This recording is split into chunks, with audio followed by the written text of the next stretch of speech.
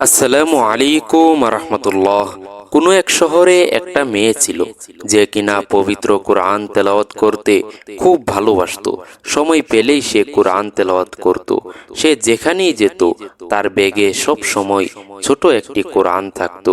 গাড়িতে বসেও সে কোরআন পড়তো। তার কোরআন তেলাওয়াত এত মধুর ছিল যে যে কোনো পাষাণ ব্যক্তির মন গলে যেত।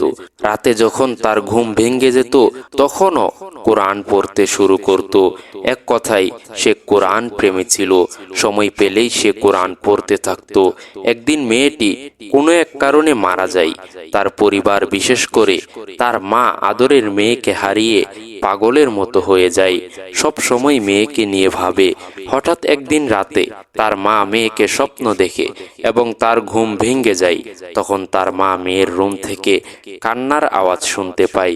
তখন তিনি ভয় পেয়ে যান, কারণ এত রাতে তার মৃত মেয়ের রুমে কে কান্না করবে। তিনি ভয়ে সে রুমে আর তখন যাননি। পরের দিন সকালে মেয়েটির বাবাকে তিনি খবরটি জানালেন যে মেয়ের রুম থেকে আমি রাতে কান্নার আওয়াজ শুনতে পেয়েছি। কিন্তু মেয়েটির বাবা বিশ্বাস করে না। বলে, তুমি সব সময় মেয়েকে নিয়ে ভাবো তো, এই জন্য এমন শুনতে পেয়েছো। পরের দিন রাতে আবার মায়ের একই সময়ে ঘুম ভেঙে যায়। তখন আবার সেই কান্নার আওয়াজ শুনতে পাই।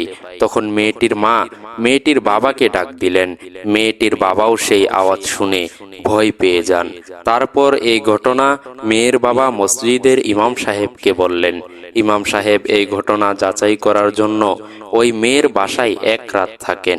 যখন রাত 1টা বাজে আবার সবাই সেই কান্নার আওয়াজ শুনতে পায়। মনে হচ্ছিল অনেকে মিলে আপন কাউকে হারিয়ে কান্না করতেছে। তখন ইমাম সাহেবও কেঁদে ফেললেন আর বললেন, এটা ফেরেশতাদের কান্নার আওয়াজ। ইমাম সাহেব মেয়ের মা বাবাকে জিজ্ঞেস করলেন, প্রতিদিন রাতে মেয়ে এমন সময় কি করতেন? তখন মেয়ের মা বললেন, প্রতিদিন কি করতো তা তো আর আমি জানি না, কারণ আমি এমন সময় ঘুমিয়ে থাকি। তবে যেদিনই এমন সময় আমার ঘুম ভেঙে যেত সেদিনই শুনতাম মেয়ের রুম থেকে গুনগুন আওয়াজ আসতেছে। আমি জিজ্ঞেস করেছিলাম, কিসের আওয়াজ এটা? মেয়ে বলে, মা, প্রতিদিন আমার এমন সময় ঘুম ভেঙে যায়, তাই আমি কোরআন তেলাওয়াত করি। তখন ইমাম সাহেব বললেন, মেয়েটি প্রতিদিন রাতেই এমন সময় কোরআন তেলাওয়াত করত, যা শুনতে ফেরেশতারা এখানে আসতো। এখন মেয়েটি মারা যাওয়ার কারণে ফেরেশতারা ঠিকই আসে, কিন্তু মেয়েটিকে পায় না, তাই কোরআন তেলাওয়াতও শুনতে পারে না। তাই তারা প্রতিদিন রাতে এই সময়ে এসে কান্না করে। প্রিয় মুসলিম ভাই ও বোনেরা, এই ঘটনা থেকে আমরা শিক্ষা নিতে পারি কোরআন তেলাওয়াত কত বড় এক আমল। আয়েশা রাদিয়াল্লাহু তাআলা আনহা হতে বর্ণিত, তিনি বলেন, রাসূল সাল্লাল্লাহু আলাইহি ওয়াসাল্লাম বলেছেন, কোরআন পাঠে দক্ষ ব্যক্তি উচ্চ মর্যাদা সম্পন্ন ফেরেশতাদের সঙ্গী হবে।